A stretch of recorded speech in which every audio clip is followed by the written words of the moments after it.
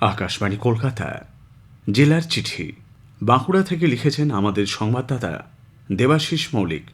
জেলা জুড়ে ভোটগ্রহণ পর্ব শেষ হতেই দুই গণনা কেন্দ্রে চরম সতর্কতা জেলা নির্বাচন কমিশনের। ৪ জুন গণনা। বাঁকুড়া ও বিষ্ণুপুর দুই লোকসভা কেন্দ্রের জন্য ৭০০ জন করে গণনা কর্মী রাখা হয়েছে। বাঁকুড়া লোকসভার গণনা হবে বাঁকুড়া বিশ্ববিদ্যালয়ে। বিষ্ণুপুর লোকসভা কেন্দ্রের গণনা হবে বিষ্ণুপুর কেজি ইঞ্জিনিয়ারিং কলেজে। জেলা নির্বাচন কমিশনের তরফ থেকে রাজনৈতিক দলগুলির কাছে কাউন্টিং এজেন্টদের তালিকা ১ জুনের মধ্যে জমা দিতে বলা হয়েছে। সকাল ৮টা থেকে শুরু হবে গণনা। প্রথমে গণনা করা হবে পোস্টাল ব্যালট, তারপর গণনা হবে ইভিএমের ভোট। প্রত্যেক বিধানসভাতে ১৬ থেকে ১৮টি রাউন্ড হবে বলে জেলা নির্বাচন দপ্তর থেকে জানা গেছে। কয়েকটি ছোটখাটো বিক্ষিপ্ত ঘটনা ছাড়া জেলা জুড়ে নির্বিঘ্নেই শেষ হয়েছে ৬ষ্ঠ দফা লোকসভা নির্বাচন। বাঁকুড়া জেলায় সর্বত্রই গণতন্ত্রের উৎসব পরিলক্ষিত হয়। পুলিশ ও কেন্দ্রীয় আধা সামরিক বাহিনীর ব্যবস্থা ছিল ভালোই। জেলায় রয়েছে ২টি লোকসভা আসন, আর ২টি আসনেই গড়ে ভোটদানের হার ছিল ৭৫%-এরও বেশি। এই দুই কেন্দ্রে এবার বহুমুখী প্রতিদ্বন্দ্বিতা হয়েছে। ভোটগ্রহণের পর কড়া নিরাপত্তায় ভিভিপ্যাট ও ইভিএম বাঁকুড়া বিশ্ববিদ্যালয় ও কেজি ইঞ্জিনিয়ারিং কলেজের স্ট্রংরুমে রাখা হয়েছে। ২৫শে মে ৬ষ্ঠ দফা নির্বাচনের আগের সপ্তাহে ৮৫ বছরের ঊর্ধ্বের প্রবীণ নাগরিক ও বিশেষভাবে সক্ষম ব্যক্তিদের বাড়িতে বসেই ভোটদানের ব্যবস্থা করে নির্বাচন কমিশন। কড়া নিরাপত্তার মধ্যে দিয়ে এই প্রক্রিয়া শুরু হয়।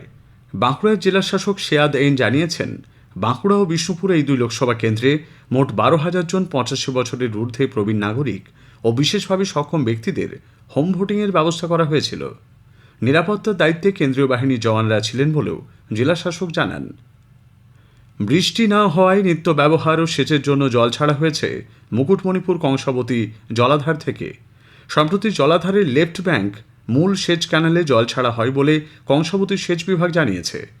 মুকুটমণিপুর সেচ ক্যানাল বিভাগের অ্যাসিস্ট্যান্ট ইঞ্জিনিয়ার প্রীতম বেরা জানান, গরমে অনেক জায়গায় নদী, খাল, পুকুরের জল শুকিয়ে গেছে, তাই সেচ ক্যানাল সংলগ্ন গ্রামের মানুষের স্নান, গবাদি পশুদের খাবার জল ও মূলত দ্বারকেশ্বরে জলের যোগান বাড়াতে ৮০০ কিউসেক হারে জল ছাড়া হয়েছে। ঐতিহ্য পরম্পরা মেনে জেলা জুড়ে জ্যৈষ্ঠের মঙ্গলবারে শুরু হয়েছে মঙ্গলচণ্ডী পুজো ও ব্রতবিধি অনুষ্ঠান।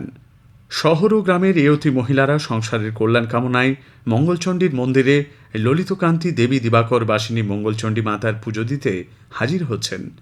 থালায় সাজানো থাকছে গোটা সুপুরি, ধান, সিঁদুর, ধূপ, দূর্বা, ফুল, বেলপাতা, পৈতে, পাকা আম, কাঁঠাল পাতা, চিঁড়েকুড়, কলা, মন্ডা প্রভৃতি। সারাদিন চলছে উপবাস, চলছে মঙ্গলচণ্ডী মাতার ব্রতকথা শ্রবণ। পাশাপাশি জেলা জুড়ে শুরু হয়েছে গৌরাঙ্গ মহাপ্রভুর অষ্টম প্রহর, ২৪ প্রহর ও পঞ্চরাত্রির হরিনাম সংকীর্তন।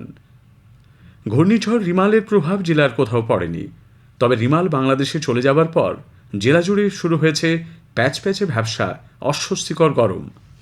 সর্বোচ্চ তাপমাত্রা থাকছে ৪০ ডিগ্রি সেলসিয়াসের কাছাকাছি, সর্বনিম্ন তাপমাত্রাও ২৭ ডিগ্রি সেলসিয়াসে।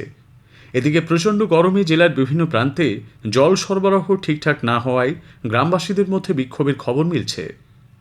গত ৩ দশকেরও বেশি সময়কার ধারাবাহিকতা মেনে ২৯শে মে বাঁকুড়া জেলা প্রেস ক্লাবের উদ্যোগে ভারতীয় সাংবাদিকতার অগ্রপথিক রামানন্দ চট্টোপাধ্যায়ের ১৬০তম জন্মদিবস ও সাংবাদিক দিবস যথাযোগ্য মর্যাদার সঙ্গে পালিত হয়েছে। বাঁকুড়া শহরের পোদ্দার পাড়ায় রামানন্দ চট্টোপাধ্যায়ের মূর্তিতে মালা দিয়ে শ্রদ্ধা জানান প্রেস ক্লাবের সাধারণ সম্পাদক সন্তোষ ভট্টাচার্য। উপস্থিত ছিলেন বিভিন্ন সংবাদ মাধ্যমের সঙ্গে যুক্ত সাংবাদিকরা। পরে সকলে বর্ণাঢ্য শোভাযাত্রা সহকারে রামানন্দ চট্টোপাধ্যায়ের পাঠকপাড়ার বাড়িতে ও জেলা প্রেস ক্লাব কার্যালয় রামানন্দ স্মৃতি ভবনের সামনে তাঁর মূর্তিতে পুষ্পার্ঘ্য নিবেদন করে শ্রদ্ধা জানান। আলেখ্য, বাঁকুড়া টেগোর কালচারাল একাডেমির আয়োজনে বাঁকুড়া শহরের প্রতাপ বাগানের সুকুমার উদ্যানে ছাতিমতলায় আয়োজিত হল বিশ্বকবি রবীন্দ্রনাথ ঠাকুরের ১৬৪তম জন্মোৎসব। শান্তিনিকেতনী পরিবেশে ছাতিমতলায় কবির আবক্ষ মূর্তিতে মাল্যদান, প্রদীপ প্রজ্বলন, বেদমন্ত্রোচ্চারণ, উদ্বোধনী সঙ্গীত দিয়ে সূচিত হয় পবিত্র অনুষ্ঠানটি। ছিল রবীন্দ্রসঙ্গীত, রবীন্দ্র আবৃত্তি, রবীন্দ্র নৃত্য, সমবেত রবীন্দ্র গান ইত্যাদি। অনুষ্ঠানে আয়োজন করা হয় বাঙালির রীতি মেনে পরমান্ন। জেলার চিঠি শেষ হল। বাঁকুড়া থেকে পাঠিয়েছেন আমাদের সংবাদদাতা দেবাশিস মৌলিক।